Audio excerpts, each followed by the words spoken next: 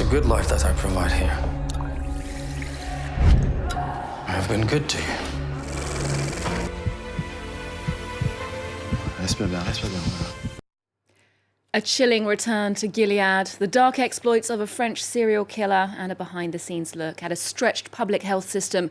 That's all coming up in today's show, as we take a look at the best of a new crop of series. Well, Yena Lee's here to tell us a bit more about those shows. Hi, Yena.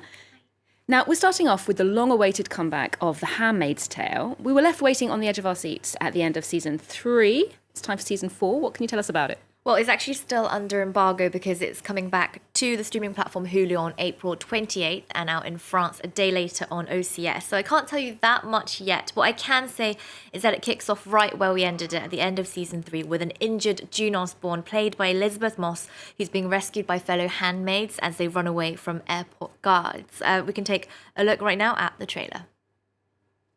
Everything has changed. The world is tilted on its axis. Freedom agrees with you. We are not free. You have destroyed my land, my family, my friends, my country, and my child.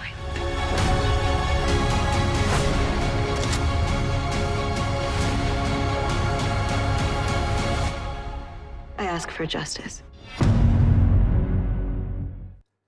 Now, if you don't know anything about the show, let me rewind a bit. It's based on Margaret Atwood's 1985 novel of the same name, and it's set in a dystopian future where the United States of America has been overthrown by the creators of Gilead, which is a totalitarian Christian state ruled by men and where women are dehumanized. They're divided into categories: wives, housekeepers, childbearers, and prostitutes. The handmaids are the childbearers, the women who are sent to rich men's houses to be raped until they can have their children.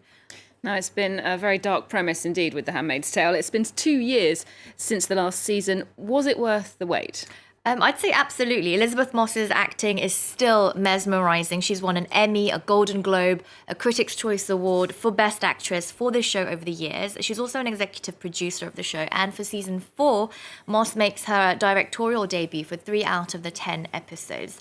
Of course, she's not the only star. There's also Joseph Fiennes from Shakespeare in Love, Bradley Whitford from The West Wing, Yvonne Strahovski from Chuck, who all return with nuanced deliveries for their very complex characters. One new face we see early on in the series is 14-year-old McKenna Grace, who plays a child wife. Now, stunning visuals have also become part of the hallmark of The Handmaid's Tale. It's one of the reasons why the drama has been called misery porn, beautifying pointless cruelty for viewers. Creators, though, argue that it's meant to be hard to watch, but that it is an important part of a social commentary, that it reflects the struggle for women's rights, both in the past and the present. The latest season is actually still very unrelentingly bleak and violent. That said, as Moss's character June becomes more and more involved in the resistance, I think it adds an element of much needed hope to each episode. Unrelentingly bleak, but also beautifully shot, as you say. Now we're moving on to another show that's based on a sinister reality. This is a true story. A new Netflix drama based on a serial killer, a French serial killer. Yes, the Serpent is based on the real-life story of Charles Sobhraj, a French murderer and thief who is suspected of killing at least 12 people on Asia's hippie trail in the 1970s. He was known as the Serpent because of his ability to slip away from justice. French actor Tahar Rahim plays Sobhraj for the Netflix show. Here he is talking to France 24's Sonia Patitrelli about what it was like for him to embody a serial killer. I have nothing in common with that man. No one wants to be him. He's the furthest away from who I am. But it's the unthinkable that interests us, that creates so much fascination and repulsion. I really struggled to embody him. I had to create him as a character from the outside, the way he looks, the way he walks, the way he talks, in the hopes that it would help me embody his personality. He robs, kills, forges victims' passports. He's the man known as the Serpent, Asia's most notorious killer. You are a killer too. Nobody has ever caught me. I expected to feel great guilt. I did not. I felt free. Tahar Rahim taking on a character that's definitely less than likeable there. So, Yena, what's your take on the drama there? Well, I think that true crime genre is something that we've seen way too many times before in recent years, and it's becoming kind of old. And some might even say it's disturbing because Charles Sobhraj is a real person and he's still alive, even though he's in prison. And the victims' families might find it a bit disturbing to have him star in a Netflix drama.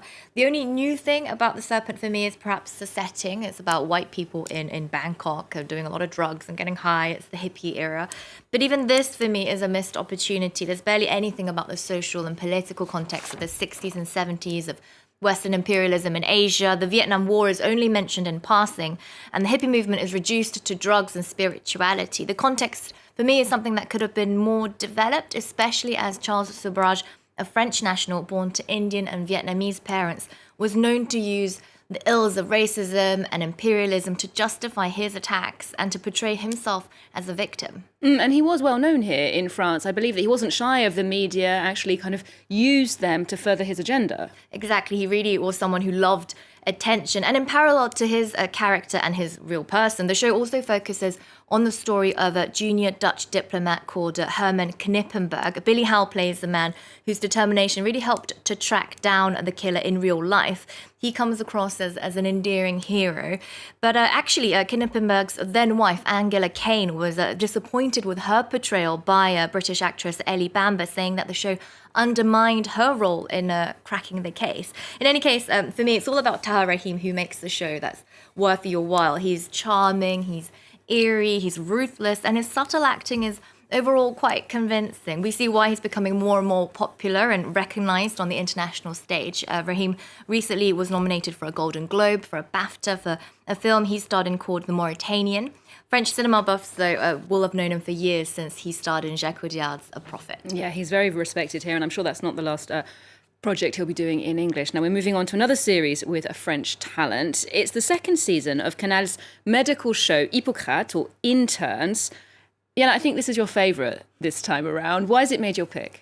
Well, you might think it's just another hospital show, and there has been a lot of these in the past, but it's really not. It's less about the flings in the workplace that Grey's Anatomy did. It's a lot more about the difficulties, the realities, and the sacrifices that are made by healthcare workers. The script is very believable. The acting is rarely, if ever, contrived. It's very subtle and humane, and it's still very bingeable because of its very dramatized storylines. It really helps that the creator and director, Thomas Lilty, was in fact a medical doctor himself.